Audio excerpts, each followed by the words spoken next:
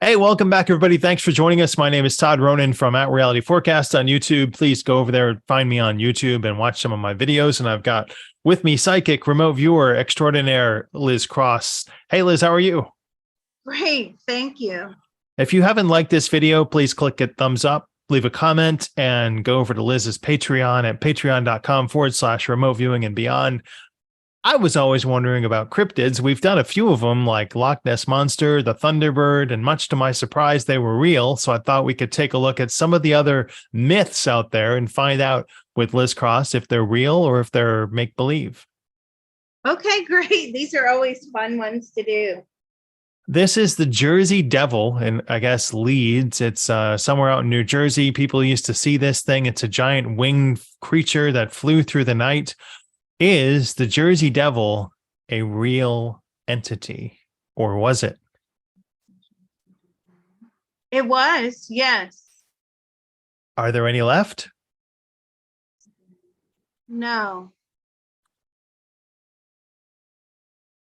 Very sad, but the Jersey Devil was real just up into the turn of the century. We're witnessing a lot of definite lapse in populations as the human population encroaches upon, other areas. But what can the Jersey Devil tell us about its life?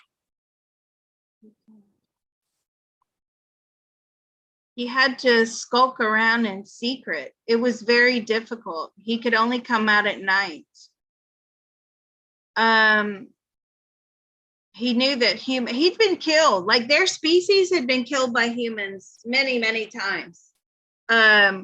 Long before records began, right?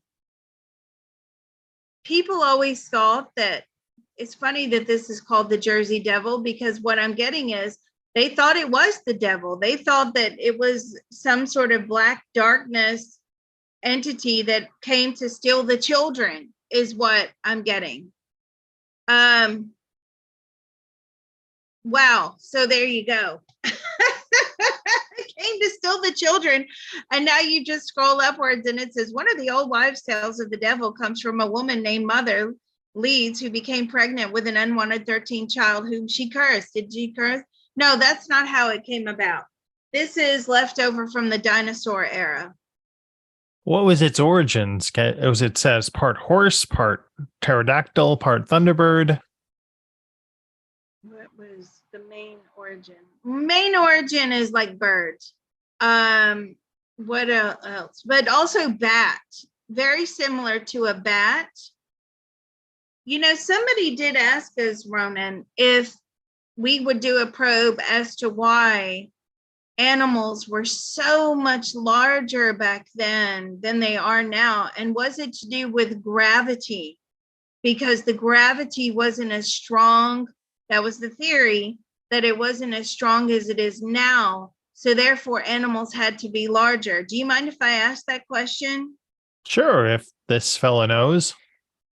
Because this seems like a large bat type creature. Was there less gravity on the earth back then? No, there wasn't less gravity. So that theory is not correct.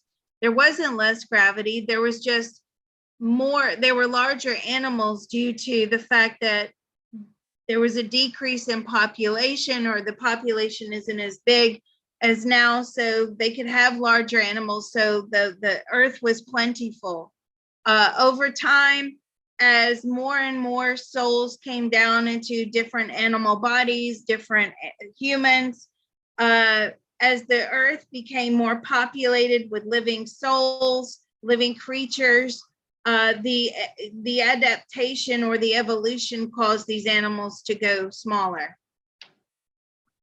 Well, we appreciate his time. Is he able to incarnate as something smaller? What's the life path like for the Jersey Devil?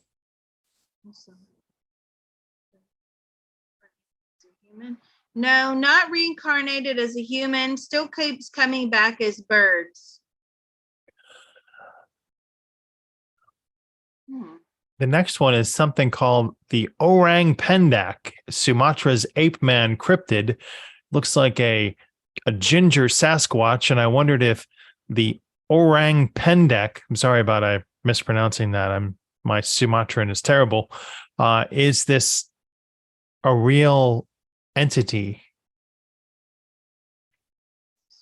30 to 60 inches in height, or 2.5 to 5 feet tall. Is this a real entity? The orang pendek? It was at one time, yes, but not anymore. There are no more orang pendeks. No, it's a version of Bigfoot. What happened to them? They became extinct. This is the Megalodon. The Megalodon was 2.6 million years ago. It's essentially a great white shark, but super, super great white shark. Is there, and it's Shark Week, so is there a enormous shark lurking beneath the waters? Not anymore. They've evolved to be smaller. Can we pull in the shark consciousness and just find out if sharks are the apex predator down there? One of them, yes. Who are the sharks afraid of besides man? Who are you afraid of besides them? Who are you afraid of? I feel like they're afraid of large whales. Are the whales like, are they fighting with the whale population? Or they just try and steer clear of them because they realize they can't take them down? No, they're not fighting with the whale population. They steer clear as much as possible, but one flick of the tail can kill a shark. How are they adapting to the ocean contamination that humans are responsible for?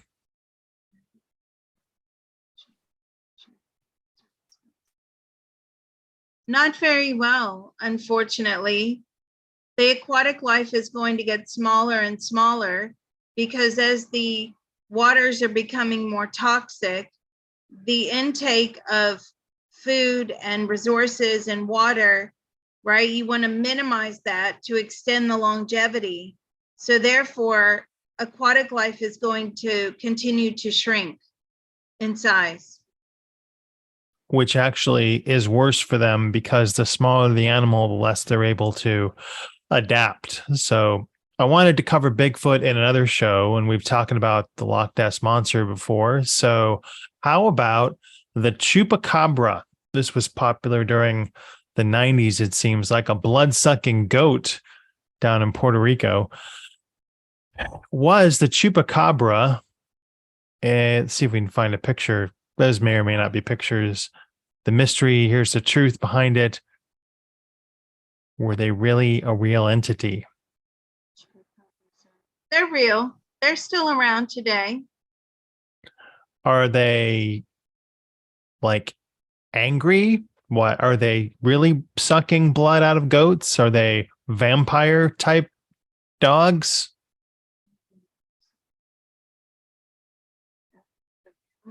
Yes. That they get a lot of nutrition from just blood. Well, where did they come from? Are they increasing in population? No, holding steady. What do you eat meat? They eat meat.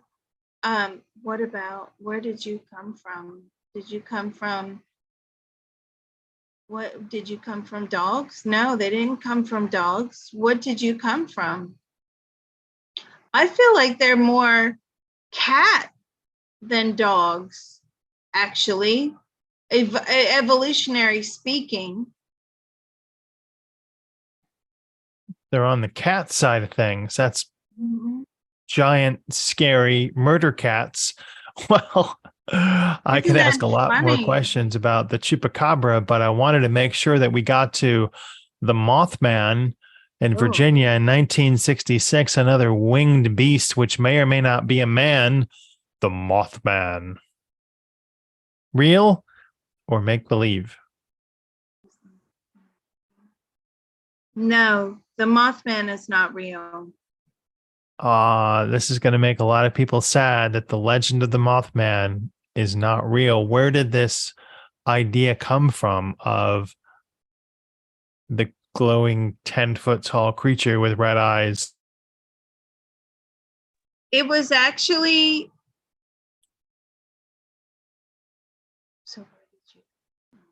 it's actually like a ghost or a tool of the dark. Really, it's a hologrammatic dark inference. So when people see this, this photo, I don't know, I don't believe it. It says Silver Bridge before the collapse, and there's a picture of something in the sky. I don't know if this photo is real or not, but it No. then it's a hologram of the dark in order to draw people in. What's its goal?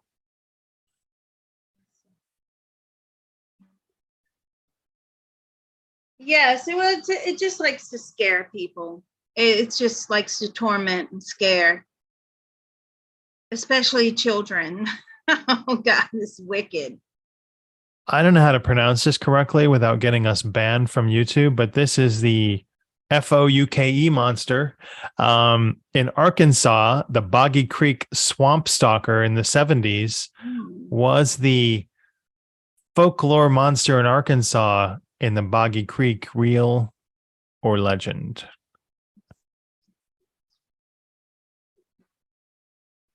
It was real. What's its origin? It's a Sasquatch. Wow. In Arkansas, are there many of them left down there? Yes. Really? What are they doing to protect themselves and shield themselves? Well, you see, this confirms what I thought. They hide in caves. They hide in very densely, populated areas with trees, forestry, thick forest. Do you use energy to? Yeah, see, they also have this thing that they can do, which is like this energetic sort of spy ball orb. They can play with energy, they can manipulate energy. So when anything comes close, they get a signal, energetic signal, they already know. And if you've ever been on the lookout for Sasquatch or any of these creatures, you feel the terror in your gut first before you actually see them. You can feel it. And that's because you're picking up on their like spy energy, this spy orb. Are they able to shift, like teleport? Yes, they can. Can you like disappear and can you teleport? Yes, they can. Yeah. Do they know how they do that? Do you know how you do that? Well, they just manifest it. We might be talking to them later in our manifestation probe. Yeah. Do you need money? No, they don't even know what money is. Oh my God. Are they native to Earth? No. Do you have souls? Yes, they do have souls. But I mean, they're saying, are they native to Earth? They were like, no, they were pointing at the spirit world. So have you been a human before? No, they're various animals. How many variations of this monster Bigfoot Sasquatch do they believe exist currently on Earth?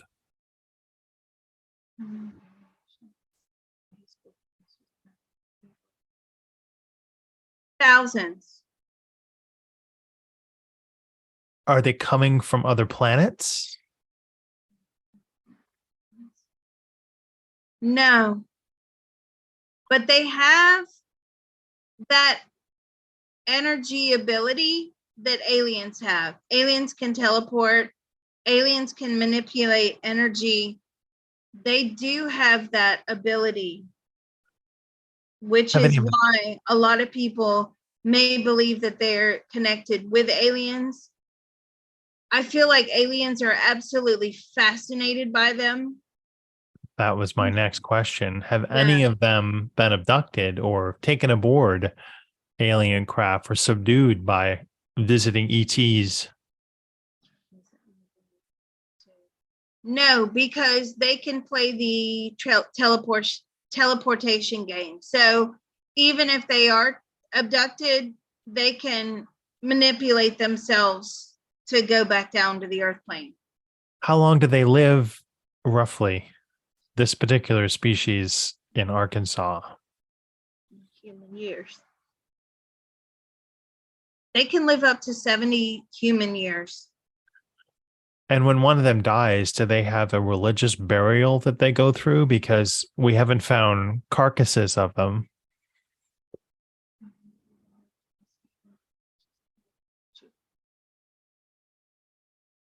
Yes.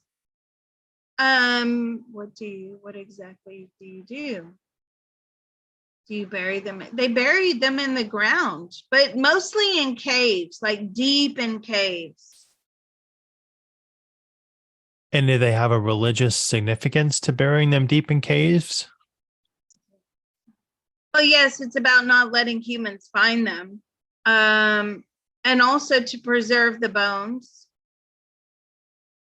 They do have the same beliefs about ancestors that we do, that we are supposed to respect our ancestors. So they do have some human-like qualities in their consciousness. What percentage of your brain capacity do you use? So they actually use 15% of their brain capacity, which I think humans are around 13%, maybe 10 to 13%. But that capacity that they use is not the same capacity that we use.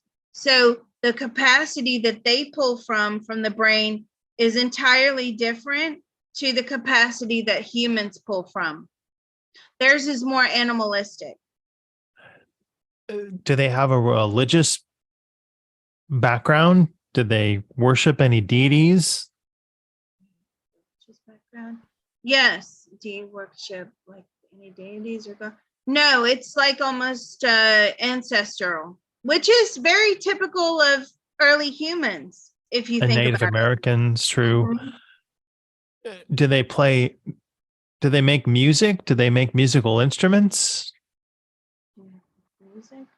They drum. Do you make musical instruments? No, they make sounds with their mouths. They do drum. They do like on regular drums. No, but like they use trees or things to make sounds like that. They knock. They can make knocking sounds. There are lots of knocking that people hear associated with them. Yeah. Oh, Are they telepathic or do they communicate verbally with their family members? good thing. No, verbally. And is there a way to decipher their language? Do they have it oral Yes, they do traditions have a passed down? language. Do you have oral traditions that are passed down? Yes, I mean they talk about the ancestors. Almost very like early human sort of belief system. We talked about our ancestors. Our language was quite primitive and small, predominantly made of like noises instead of letters and words. You have letters and alphabet. No, but everything was passed along orally. There's also just a knowing, and it's also about looking for signs and symbols in the weather, in the universe, in the star patterns, in the animal behavior. Roughly how many words in their dictionary of their vocabulary?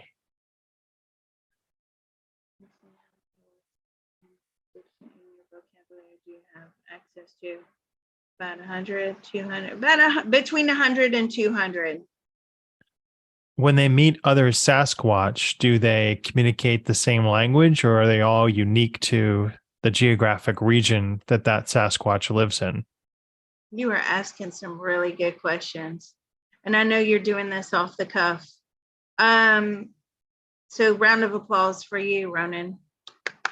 Don't forget Ronan's tip jar. It's always listed in the comments. Does each region have their own language? Yes, each region has their own language or their own dialect. So when you see others from other regions, if you come across them, do you communicate with them? Yes, they communicate with them using like hand language, showing things just like how we would. If we were in a foreign land and we didn't know the language and they didn't know our language, we would be pointing and holding things and, you know, pointing to whatever. How far can they teleport? Does it have to be within visual range, or could they teleport across the continent? Visual range. No, it can be without out of visual range. And do you put in these energetic bags? See, they're showing me like they're putting in like an energetic like barrier, like a almost like an electric fence area, right? It's within that electric fence area, but it's done with energy. In the past, did they ever use boats to traverse longer distances or go to islands? Or are they land dwellers mostly? They've been known to use rafts. Are you mainly land dwellers? Yes, mainly land dwellers. Have you migrated? Yes, they have migrated in the past when the world was not so populated. Now they tend to roam through the cave systems. So, can this entity share more about their oral traditions passed down, their ancestry for us?